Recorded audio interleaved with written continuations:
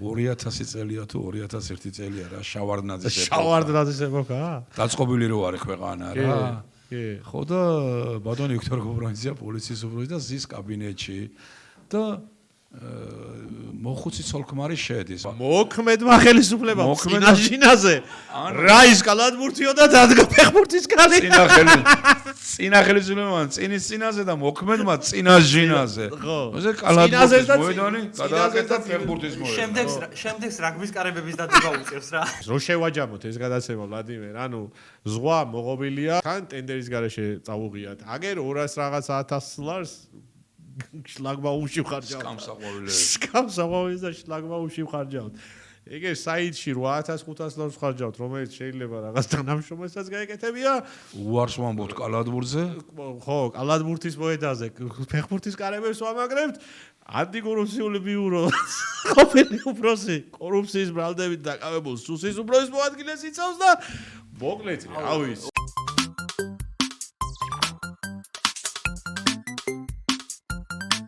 მოგესალმებით, ეს სტუდია ანტიბიოტიკია. ჩვენ ვაგრძელებთ ჩვენს გურულების პოდკასტს რასად. მე ოთარევიშვილი და ვლადიმერ მენაბდე, ნიუსების გურუ და საინტერესო ისტორიების გუდის პატრონი. ასევე მეგობრებო, გთხოვთ გამოგვიწეროთ YouTube-ზე სტუდია ანტიბიოტიკი, გამოგვყევით Facebook გვერდზე სამოქალაქო მოძრაობა თავისუფლებისთვის და ამავე სახელწოდებით შეგიძლიათ გამოყვეთ TikTok-ზეც. ასევე ძალიან საინტერესო სტატიები შეგიძლიათ იხილოთ ვებგვერდზე guris.com. ბატონ ვლადიმერ, გამარჯობა.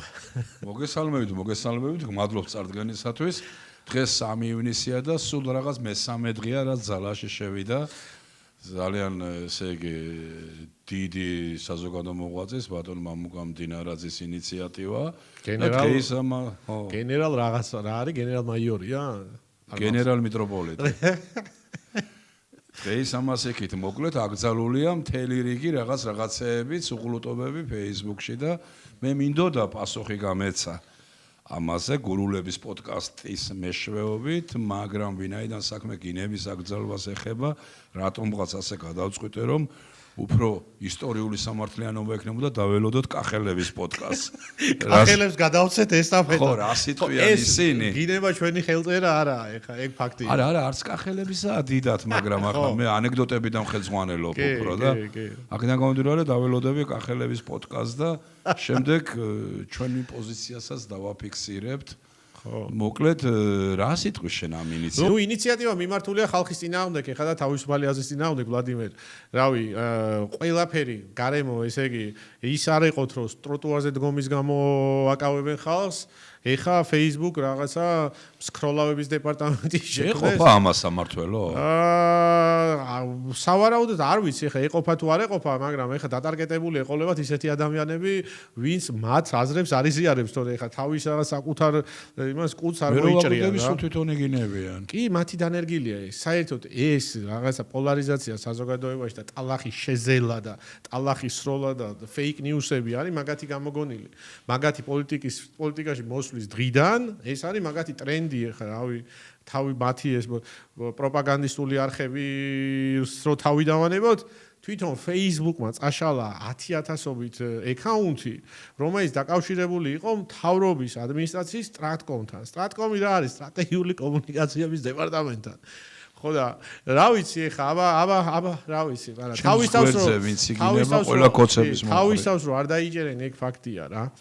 ანუ ყველაფრისთვის ცალიად რაც ადამიანების უფლებების შეზღუდვა არის, ფაქტობრივად აზრის პოლიცია შექმნეს. რაღაცა ორველისეულ ქვეყანაში ვცხოვრობთ. რაღაცა ირანისეული პარალელებია რა. აქვე საინტერესო იყო ჩინეთი. მორალის პოლიცია უფრო. ხო, მორალის პოლიციასთან გვაქვს საქმე. და ჩინელ კოლეგას შეხვდნენ, ჩინეთში ვინც მაგ სამართველოს უფროსია, სკოლავების სამართველოს იმას შეხვდნენ და ისინი საკმაოდ წარმატებულები არიან ამ საქმეში, იმიტომ ხელოვნურ ინტელექტს იყენებენ და ასე შემდეგ. ნუ ამათი ეხა არ ვიცი. ყოველ შემთხვევაში ერთი ამბავია რა, ეს არის რაღაც შეუსრულებელი მისია, რაც არ უნდა რაღაცა მოიფიქრონ ეს შეზღუდვები ადამიანების მაინც ვერ ჩაახშობენ თავისუფალებას რავი საბჭოთა კავშირის ტოტალიტარიზმი იყო 100%-ით მაგრამ მაინც რაღაცა მაშინ არ ძღირს ამ ინიციატივაზე კიდევ უფრო შორს წასვლა არაფერი ეს არის მორიგი რეპრესიული ნაბიჯი და მორიგი რეპრესია საქართველოს ხალხის საქართველოს მოქალაქეების წინააღმდეგ ანუ ამას არაფერი საერთო არ აქვს რაღაცა იმასთან რომ ადამიანების კეთილდღეობა შედგეს ფუნქცია და რეპრესიების მექანიზმს ჩამოაშორენ ბატონი მამუკა და რაღაცა ფუნქციის რაღაცნაირად მოუძებნეს და მეორე რაც იყო რომ ამაზე გვალაპარაკონ კიდე რა რაც შეიძლება მეტი და რეალური პრობლემებიდან ჩვენი ისრები ეგეც რეალური პრობლემაა თუმცა ბევრი სხვა ძალიან დიდი პრობლემებია ქვეყანაში რომლიდანაც ხანდახან ისრები გადაგვიყვანს რა თქმა უნდა ხო და ჩვენ რა ვქნათ იცი თუ მაგას სერიოზულად არ აღვიქვათ ამ გაჭირვებაში დავეხმაროთ მაგათ და ერთი იდეა შევთავაზოთ. ხო. რომელიც გულისხმობს რას, რომ ამ სკროლვის სააგენტოს თუ რაღაცას ჩვენი აზრით ალბათ უნდა გქონდეს ჩვენი ტროლების გამოვლენის დეპარტამენტი, იმიტომ რომ ვინმე მათიანი არ შემოესაჯონ, რომ ამის გამიჯნა. აქ მეორე ამბავი. მაინტერესებს როგორ იყო HR-ს როგორ აყავდა თანამშრომლები რა. ალბათ ცერას უმოწმებდნენ. ცერას. ანუ ეს კუნთი თუ განვითარებული მაგ შემთხვევაში აქ შემთხვევაში ხარს ისა რა ქვია ამცერა აქ შემთხვევაში ხარს შეიძლება იყოს განყოფილების უფროსი და აი კუნთზე თითის კუნთზეა დამოკიდებული მორალის პოლიციის უფროსი ვინ არის აუ ვიღაც გოგოა იურისტი ყოფილი შსს და ყველაზე ცუდ საქმეებში აქვს მონაწილეობა მიღებული რა ასე შეიძლება კი სუ იცავდა შსს პოზიციას ყველა იმ ცუდ საქმეში რავი ეს ტროტუარის საქმე იყო თვალ შემდეგ თუ სწორად მახსოვს ნუ ყველაფერში გარეული იყო და ეხა დანიშნეს მაგ სამართლოს დეპარტამენტის უფროსი ანუ ვინ არის იცით მაგ ადამიანმა მანამდე სანამ ეს სკროლის ისიქნებოდა ვიღაცას უჩივლა Facebook-ზე მის წინააღმდეგ დაწერილი პოსტისთვის, კრიტიკული პოსტისთვის და იმისთვის ის და ხმარმა რო იჩილო ეს რაღაცა ხო. მახსოვს. კარგი, მოკლედ გადავიდეთ ჩვენს გადაცემაზე, ვლადიმერ, ჩვენი დაუბრუნდეთ ჩვენ ფორმატს და დავიწყოთ ასე ვთქვათ რასადი, მაგრამ აქ რაღაცა უცნაურად დამხვდა ეს ფურცლები და კონვერტები არ არის და ბატონ ხმას მინდა ვკითხო, აქ რა ხდება? კი ბატონო, მან ეგეთი ამბავია რომ ჩვენი წინა ეპიზოდებიდან დიახ. რაღაც ამბები რაც გქონდა. ხო. მოვლენები ისე განვითარდა რომ გამოიკვეთა ამ ამბებთან მიმართებით რაღაც რეაგირების ტენდენციები და ასე შევხედეთ მაგრამ ამბავს რომ ხო აი რო წავიგეთ მივხვდი რა ხარ ეგ ამბები შეიძლება უჩვენოდაც მომხდარიყო მაგრამ ჩვენი წვლილიც არ დავკარგოთ მე ეჭვი მაქვს რომ ჩვენ სერიოზული წვლილი გვაქვს შეტანილი ამაში კაი გავასწო მაყურებელს აქვე მადლობა მინდა გადაუხადოთ ჩვენს გამომწერებს კიდევ ერთხელ გთხოვთ დაგვალაიქოთ და გამოყვეთ Facebook-ზე გამოიწეროთ ჩვენი არხი YouTube-ზე სტუდია ანტიბიოტიკი დაგვალაიქოთ დაგვაკომენტაროთ რავი გვირჩიოთ მოგვაწოდოთ საინტერესო ისტორიები და ამბები და ახალი ამბებიც მათ შორის და აქვე ესე იგი რა ხდება რა დაუჯდება ოზურგეთის მერიას ვებგვერდის შექმნა შედიერი გახსოვს ვლადიმერ წინაზე რომ არც მერი იყო არც მოადგილე არც არავინ მაგრამ ბატონი დავითი იყო და მაშინ ეს პოზიტივი დავინახეთ ეხლა მშვენივრად აგერ გამოუცხადებია ტენდერი 8500 ლარიანი ტენდერია რომ ეს საიტი ბოლო გაკეთდეს რა. ახალი საიტი ოღონდ მერიანად. მე ეჭვი მაქვს რომ ეს მერიის მართვაში იქნება ეს საიტი. ის ხო საკრებულოს იყო და ეს მერია წაიღებს თავის თავს. ხო ეს იაპონელ პოზიტივით ვიწყებთ. ბიჭო, ხო, მაგრამ რა ვიცი, არსებობს ვებგვერდი და 8500 ლარს რატო ხარჯავენ დამატებით არ ვიცი, მაგრამ ნუ ყოველ შემთხვევაში ნახევრად პოზიტიური ამბავია. არ მოგწონს, მაგრამ ესეც არ მოგწონს. ნუ 8500 ლარის დახარჯვა არ უნდა და უბრალოდ ადმინს შეეძლო, გაეახლებია რაღაცა უსაფრთხოების სერტიფიკატები აქვს მოქმედ საიტზე და დაემატებია მერის და სტრუქტურული ერთეულის უფროსების თუ თანამშრომლების სურათები და მონაცემები. ძალიან მარტივი იქნებოდა, რავი, ალბათ თანამშრომლებს უნდა ყავდეთ მაგის. როგორც ჩერნომირდენი ეთქო და ხაწელი კაგლუჩი აპალუჩილოს კაფსეგდა. აქვე ქოცურენაზე ძდევილა მაგრამ ჩერნომირდენი მაგათი გურუა. ეს ზააკაი ამბავია მართლა გამიხარ და იაპონელ მოგზაურს ველოსიპედი დაუბრუნეს. ხო და მთელი ამბავი იყო ამაზე და ძალიან კაია, ძალიან მიხარია. გულოცავ ამ მოგზაურს, იმიტომ რომ მთელი მოგზაურობის რაღაც ნაწილი იყო და ძალიან გამიხარდა. ეს იაპონელი ხა ისე მოკუსლავდა საქართველოს და შეიძლება უკვე მთვარეზეც კი. აღარც ჩამოვა, დარწმუნებული ვარ რაც ხაიფერი გლახა იმაში გერია. ხო და ამასობაში ჩემო ვლადიმერ უნივერმაღის წინ გარნიზონი გაზონით ჩანაცვლდა. ესე იგი გარნიზონი გეიქცა და ბიბინებს გაზონი. შვედიერი და გაზონი განთავსდა. შვედიერი პოზიტივი დავიწყეთ. ერთი რამე გავიგე, რატო გააკეთენ ეს გვიან ღამით ძალიან. ბიჭო, გარნიზონი ხო იდგა იქ და ოპერაცია დაიწყეს ღამე რა. თავდასხმა გააკეთეს ღამე, ხა გარნიზონია ბოლო იზღვა რა ქვია. ხო, მაგრამ ხალხის სპეცოპერაცია, ხო იცი, სპეცოპერაციები სულ ღამე და რაღაც ესე გამთენიოს კეთდება და რაღაც მაგნაფი. პროტესტს ვაცხადებ იმ საუკუნოვანი ბუჩქების გაჩეხვის გამო, რომელიც ამ გაზონს აშკარად ჯობდა. ხო, მე ჯერ გვიმტკიცებდნენ თითქოს რომ რაღაცა დაავადება და მკურნალობენ და ისა და ესა და აღმოჩნდა ბოლოს ფაქტის წინაშე დავდექით რომ რაღაცა ესა ჩვეულებრივი სამმანათ ნახევრიანი მე ვაიც ხო იცი ყველაფერში პოზიტივის დანახვა მიყვარს რა და ის რომ გარნიზონი განიდევნა და გაზონი დარჩა ეგეც ძალსახად ალბათ კარგი ამბავია რა. მოკეთ რო დავაკვირდით შვენიერი გავლენა გქონია რა და აქვე კიდევ ერთხელ მადლობა რომ გვიყურებს. ნუ მინიმუმ ადგილობრივი ხელისუფლება გვიყურებს რა. შეგიძლიათ გაგვაზიაროთ, დაგვიკომენტაროთ და ასე შემდეგ. welcome, პრობლემა არ არის. შენიშვნები. შენიშვნები შეგიძლიათ მოგწეროთ. აი, ერთიანი არასდროს არ გესკნია რაია, აი ვლადიმერ, დეიწყე. სახელმწიფო შესყიდვების სააგენტოს მონაცემებით მუნიციპალიტეტმა მერიის შენობის მიმდებარე ტერიტორიაზე ბარიერებისა და გამწვანების მოსაწყობად 213,857 ლარიანი ტენდერი გამოაცხადა. პროექტის მიხედვით ცენტრალურ ნაწილში იგეგმება ეზოს ახალი ბარიერების, შლაგბაუმების, თანამედროვე სანაგვე ურნებისა და წარწერებიანი საყვავილეების განთავსება. წინადადების მიღება, წინადადებების 5 ივნის იწყება და 8 ივნის სრულდება. აჰა, ეს ის ამბავია რაღაცა. ხოლო გამარჯვებულ კომპანიას სამუშაოების დასასრულებლად ხელშეკრულების გაფორმებიდან ზუსტად 2 თვე ექნება.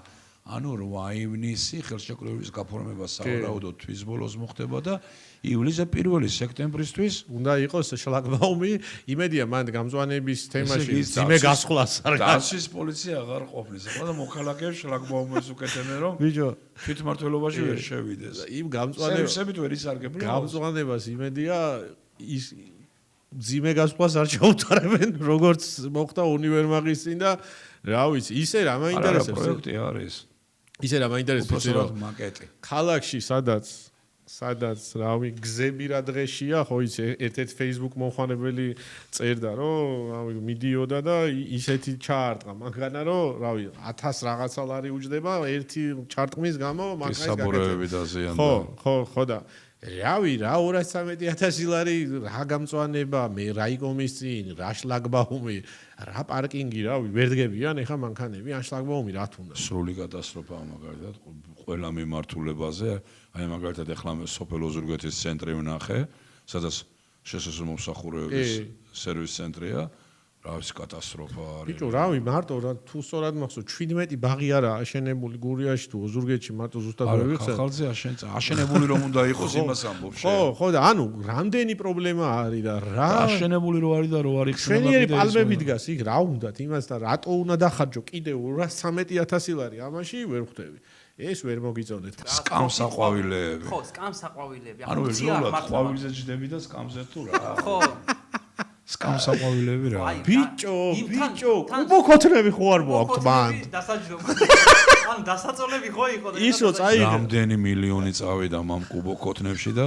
იგივე ბედი ეწევა ალბათ ამ სკამსაყვავილეებს ალბათ ხო მაგრამ შლაგბაუმებს აი შლაგბაუმი რადგინდა ამიხსენი ესე იგი თვითმმართველობა რომელიც ყველაზე ახლოს უნდა იყოს ხალხთან ღია უნდა იყოს აი აკეთებ ამ შლაგბაუმს აკეთებ მაგრამ სახელს ნუ აიწონა რაღაც ამდაგვარი მაინც დაარქვია 4 წელს აკეთებთ ხო ხო ანუ რაღაცა უკან ხო ვიცით ახლა მაგ მუნიციპალიტეტის შენობა როგორც იქ მაგათ გარდა რავი ეხა მე არასდროს არ გამჩენია სურვილი მანქანის გაჩერების ანუ ისია მანახონ ტიპი რომელიც ჯერ ისე ტერიტორია ვიღაცების სარგებლობს უფასო პარკინგი ვინ იქ ტერიტორიაზე ვინ უნდა მოვიდეს სახლები კერძო სახლებია და ყველაზე ეზო აქ და აყენებს არქიტექტურული სამსახური იმათ მის სამსახურის წინ და აქვს რა, ვერ გიგები. შეიძლება რა აქვს. მე ეჭვი მაქვს რომ მაი 213,000 ლარი, მაი ყვავილი რა ქვია?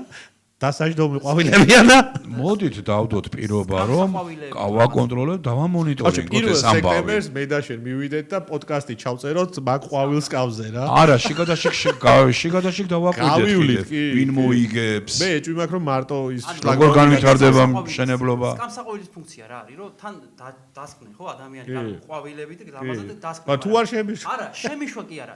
ეგ წინ იმაზე და ხო ვიცით მაგ მუნიციპალიტეტის შენობის წინ შადრევანი თაკარა მაგალითად ზაფხულში თაკარამზია. იქ ვინ გაჩერდება? ცოტა დადიანისთვის ამზადებენ. შადრევანი იყო წინა ხელისუფლების ნიშა და ეთყობა ამის გამო არ აკეთებენ. ხო, აქ უფრო ისა ქოთნები და რაღაც ავათი მიმართულება ეგ არის. აი მოკეთ გავიარეთ ეგ ამბავი და ჩემი ხორცნის ჯერის დადგა. 5 და 6 შორისაა რა და ავიღებ ამას. მე რატომ მიწევ სულ ამ ხელანიუსები? მან ის არის მან ჩაშლილია და მნიშვნელოვანი ინფორმაცია არის. აი, მოკლედ საერთაშორისო გამჭვირვალეობის კვლევიდან არის ამონარიდი, რომელიც მე პუბლიკამ გაანიუსა რა. შავი ზღვა 2036 წლამდე გაყიდულია. თევზჭერის ექსკლუზიური უფლება ფოთში მხოლოდ 5 კომპანიას აქვს, რომელიც მთავრობამ აუქციონის გარეშე გაუგრძელა. სანაცვლოდ მათ მართლ გუნდს 1.4 მილიონზე მეტი შესწირეს. ანუ აქ ეხა ჩაშლას აღარ გავყვები, ძალიან დიდია ესა რა. თუმცა გასაგებია რაც ხდება რა, რომ რამდენად გაიყიდა?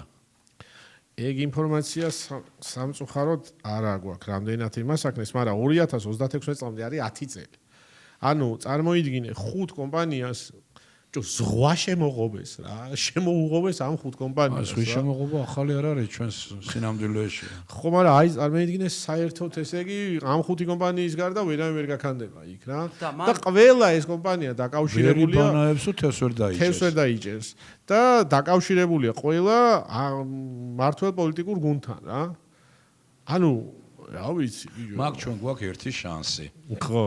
მე და შენ რო შევიდეთ რა ზღვის შეიძლება თუ ხელისუფლება შეიცვალა და აუცილებლად შეიცვლება ღმერთმა დაგვიპაროს ამ 2036 წლამდე რა ვიცი ასეთი მაშინ ანანიში ცხოვრება მაგრამ რაღაცა შეიძლება მამათმა მიაკლოს მაგალითად ან ასეთი ისტორია გამახსენდა უცებ მოკლედ 2000 წელია თუ 2001 წელია რა შავარდნაძის ეპოქა დაწყობილი რო არის ქვეყანა რა ხო და ბატონი ვიქტორ გობრანიძეა პოლიციის უფროსი და ზის კაბინეტში და მოხუცი ცოლქმარი შედის მაშინ რა დრო იყო იცი ხა შევარდნაძის ეპოქას ასე ხელმძღვანელობა ნებისმიერ შეეძლო პოლიციის უფროსთან შესვლა აჰა დღეს რო არის რომ ჩემი ფეხებიო რო იტყვიან 100 წელი რომ აბაკუნო ფეხები არავინ არ შეგიშვებს რა პოლიციის უფროსთან შესვლა არის ძალიან ისა რა ჯადოქარი უნდა იყო და შევარდნაძის როზეს ჩვეულებრივი მოვლენა იყო და ხო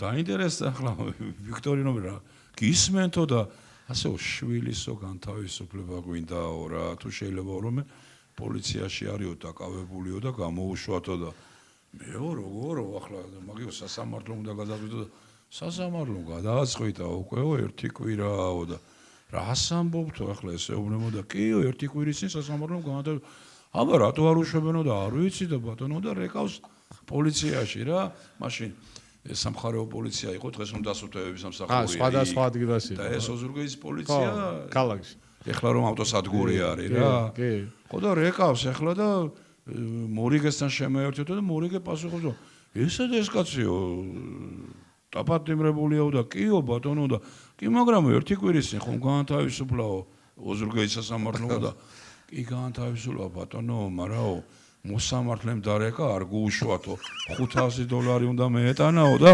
485 აქ მოტანილიო $15 რაც კი მეიტანს გუუშობთო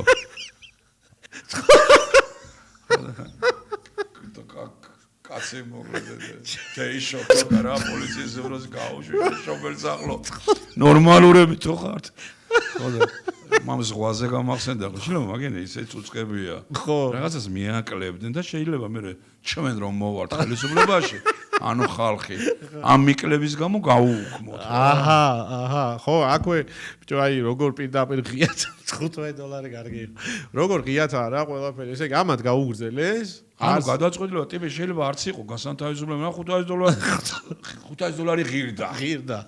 უღირდა. $5 მიაკლეს. 485 მიდა წარმოიდგინე. მაგრამ ისე ნახე, ცხოვრება როგორ შეიცვალა შეხედე, იქ $500 იყო და აქ 1,400,000 მიიტანეს.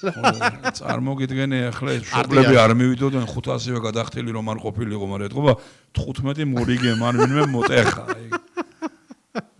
მოგეთ, რა ვიცი, უცნაურ ქვეყანაში ვცხოვრობ ვლადიმერ. მიშა მოკეთებდებოდა და ქვეყანას არევდა, ამფერ დაწყობილ ქვეყანაში ცხოვრობდი.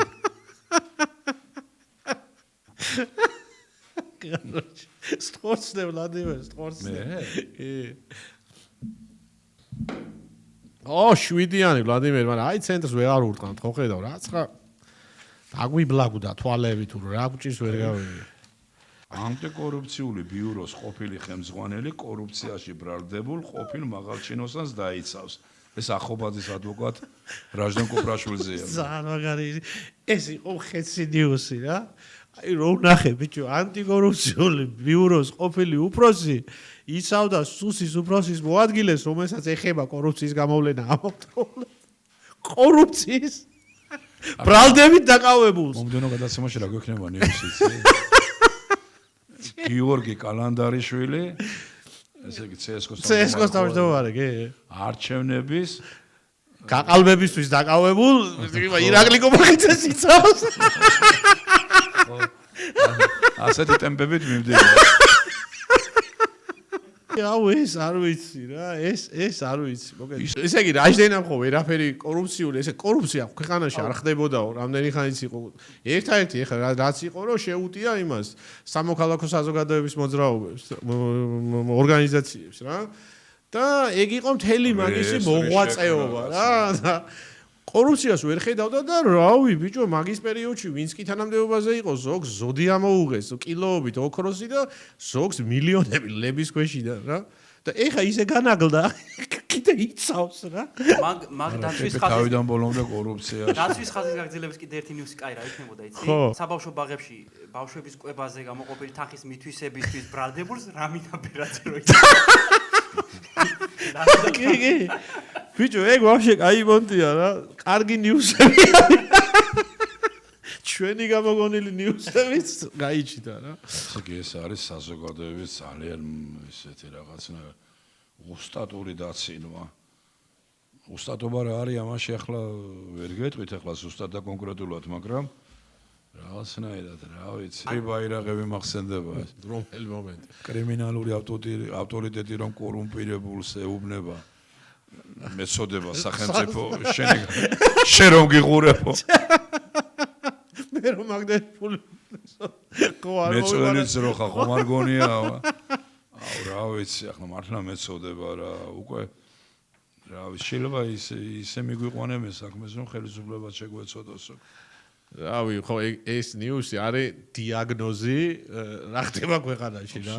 აი პირდაპირ დიაგნოზი ვერ გააკეთე, ხო, უბრალოდ არაფერია. მთელი საქართველოს ბოლო 10 წლეული ჩატეულია ამ ერთ ფრაზაში, ამ ერთ headline-ში თუ lead-ში. თან აი პარადოქსი მართლა და სასაცილო რა არის მაგაში, იცი? თელ ამ საქმეში ჩემი ღრმა წარმოდგენით, ხო? ანტიკორუფციული მარტო რაჟდენის თანამდებობის დასახელება მაგ საქმეში თუ დანარჩენი არის. დანარჩენი სულ კორუფციაა რა. აბსოლუტურად. ეგ არის. ყოფილი თანამდებობის თან. ხო, როგორც ნიჩე იტყო და ფუჭი კაკალის გატეხვას ლამობსო. ახალ ბოლო ნიუსია ვლადიმერ, აღარ ვისვრი და პირდაპირ ავიღებ. თან რაღაცა მე მგონი ეს დღეს ვერ ჩაუქობ. ასო ვერ გამოგვივიდა რა. აბა რა ხდება? ესე იგი ესეთი ამბავია. ქალაქის მერმა პაატა კუნჭულიამ სოციალურ ქსელში გვამცნო, რომ ბავშვების სურვილი შეასრულა და ქალაქის ცენტრალურ პარკში ახალი საფეხბურთო კარები დაამონტაჟა.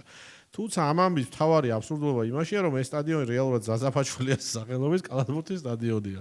ნიშანდობლივია ისიც, რომ გამოქვეყნებულ პოსტში ამ სტადიონის მთავარი დანიშნულება უგველყოფილია და სტადიონი სათამაშო მოედნად არის მოხსენიებული. ეს ვიცი ხო ნახე. ეს საკალათბურთო ცენტრი ცალკე IP-ა თუ IP-ში რაღაცა ესაა სექცია. ვერ გეტყვი რა, მაგრამ ისინი რატო არ იღებენ? თელი პიარი იყო ამაზე, რომ ზაზა ფაჩულია ხსნის ოზურგეთში კალათბურთის მოედანს. ხო, ელჩი ჩამოვიდა დეგნა. თელი ამბავი იყო რა, მაგაზე გემახსოვრება ეხლა. ზაზა ფაჩულია ბზანდებოდა და ეს გალფთან ერთად განახორციელა 12 მუნიციპალიტეტში.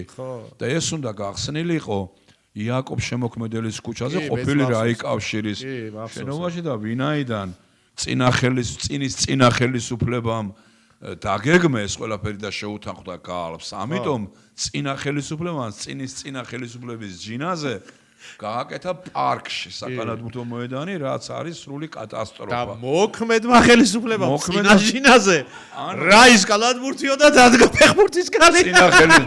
წინა ხელისუფლებამ წინის წინაზე და მოქმედმა წინა ჯინაზე. ესე კალათბურთის მოედანი გადააკეთა ფეხბურთის მოედანი. შემდეგს რაგბის კარებების დადება უწევს რა. შემდეგს ოვალური ბურთი. ან შეიძლება პატარა მინი ჰოკეის მოედანის ბლიჟოთ, ოღონდ იმის. ბალახის, ხო, ბალახის ჰოკეი. ბალახის ჰოკეი შეიძლება, იმიტომ რომ ოზურგეთში არის ბალახის ჰოკეის გუნდი, ყოველ შემთხვევაში ქახალზე. ადრე შეჯიბრებაში მონაწილეობდნენ და ესე იგი, წარმოიდგინეთ შენ ამხელა ერთი მოწესრიგებული ცენტრი დაკარგა ოზურგეთმა წინა ხელისუფლების ჯიბზე ქმედების გამო. და ეხლა კიდევ რაღაცა სულ აბსურდულობაში შევდივართ წინა ხელისუფლების, მოქმედი ხელისუფლების ჯიბრები და რაღაცა და მოკლედ რა ვიცი, აბა მე ბებიაილეგუილი რო არის, აი დავაბნიოთო ამ ჩვენ კანტორასო, ბორბლებიო და გადმოვაგოროთო. მოვისმინე, მე ერთი იდეა მაქვს, ეხლა როგორ შეიძლება ამ ამის გამოსწორება რა?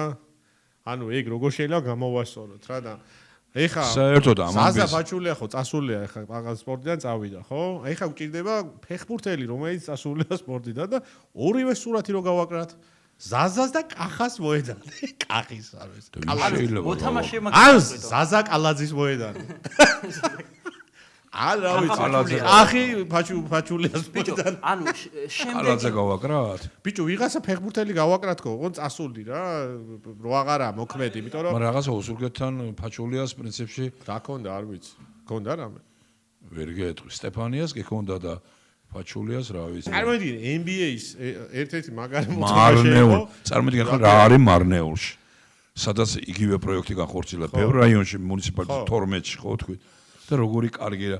ჩვენ ასეთ შესაძლებლობები ყოველთვის ხელიდან გააუშვით რა. ხო და მაგას რომ უყურე წარმოიდგინე ხა პატარა ინვესტიცია იყო და გალფის შორის ეს ძმები რაღაცა ბევრ კარგი იგივე ბენია ჩხიკვიშვილის ბიუსტი რაღაცა ძალიან პატრიოტულად იყვნენ გაწყობილი და არც ერთმა ხელისუფლებამ ამ ნაკაიძეების პატრიოტიზმი ცოტა სხვანაირი გაგებით რა. ანუ პატრიოტიზმი რას გულისხმობ, რომ ეს ხალხი მზად იყვნენ სერიოზული თანხები ჩაედოთ ოზურგეთში, საკუთარ მშობლიურ სოფელსა და მუნიციპალიტეტში რაღაც ობიექტების ასაშენებლად რა, რაღაცა ნოუ-ჰაუები, რაღაცები და საერთოდ მე მგონი სად არიან, ანუ მე მგონი არ ვიცი, მე ისევ იმდენად გავაბრაზეთ ამ საკალათბურთო მოედანზე რომ მე ისევ სტადიონის ამბავს დავუბრუნდები რა, რომ ბიჭო მართლა ისეთი რა უბედურებაა ეს ეხლა. კაცი იყო, ესე იგი მართლა კარგი კალათბურთელი იყო, NBA-ში თამაშობდა, საუკეთესო იყო, როცა საქართველოს ნაკრებში იყო.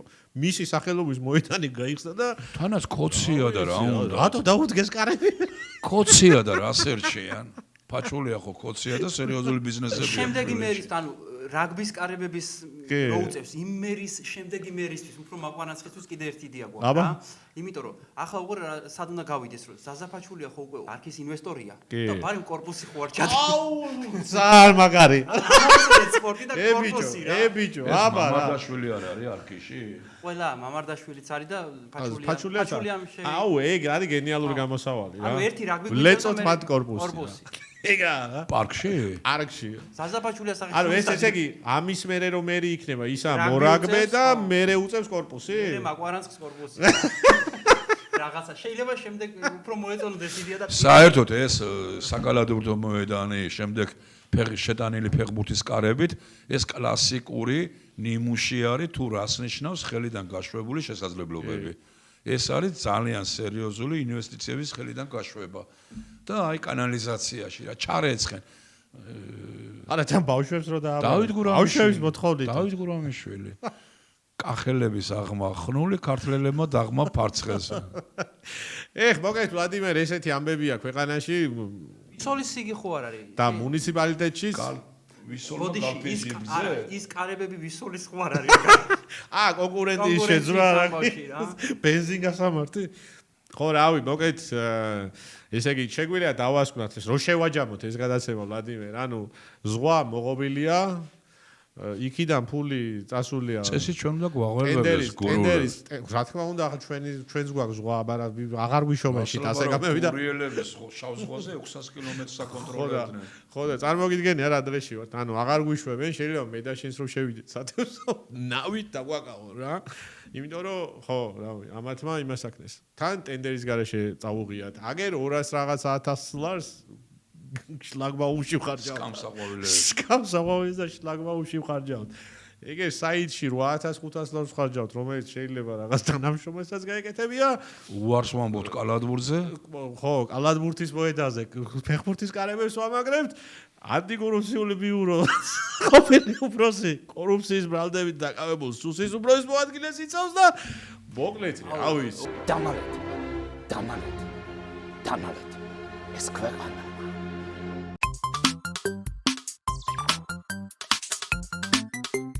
მოკეთ მეგობრებო, ჩვენ ეხა ვაკვირდებით ამ ჩვენი პოდკასტის განვითარებას და როგორც შევატყეთ, ძალიან გაინტერესებთ ლადოს ცნობილი ისტორიები და ახალ რუბრიკას ვამატებთ. ვლადიმერ, ამ გადაცემაში ხო არ გაქვს რამე ისტორია ისეთი, რომელსაც მოგვიყვებით? რა ხან არის შლით?